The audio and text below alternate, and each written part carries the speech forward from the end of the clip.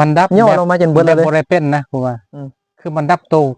วยึดมันถือมันตัวพอใจพี่เมื่อมันดับตัวนี้ได้แล้วเนี่ยมันบ่เข้าไปเป็นความคิดท่านมันเห็นความคิดสักแต่ว่าความคิดนะความคิดคืออย่างคือรูปภาพนะมันก็เป็นสักแต่ว่ารูปภาพ เสียงก็สักแต่ว่าเสียงกินก็สักแต่ว่ากินลิ้นชิมรสก็สักแต่ว่ารสชาตินะ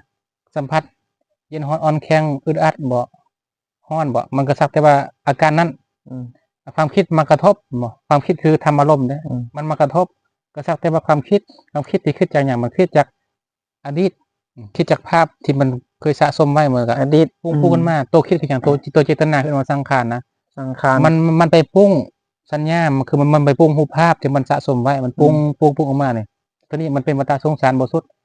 วันนี้เฮาดับเฮาหยุดความคิดนี่หมายถึงว่าเฮาดับโตที่มันไหลไปตามกระแสความคิดท่านตัวมันอะไรก็แท้คือตัวตัณหาฮะตัวอยู่ข้างนอกนี่ล่ะบนนอกบริเวณเฮานี่ล่ะเมื่อมันคิดกันมาบ่คือไปแล้วมันรู้สึกมักแล้วมันก็ไปตามความมักนั่นนี่มันดับตัวความมักที่มันดับตัวความฮักพี่นะความฮักความพอใจพี่นะความฮักพอใจใช่มั้ยรูปรสกินเสียงดับกิเลสพี่นะดับตัวราคะโทสะที่มันไปนะราคะโทสะแต่สุดท้ายมันเหมือนกับมาอยู่กับลมนี่คือเก่าเวลาความคิดมันมากระทบนะความคิดมันเกิดขึ้นเนี่ยแต่ว่าเฮาบ่ไล่ไปตามมันพี่นะนี่คือดับแบบนี้เลย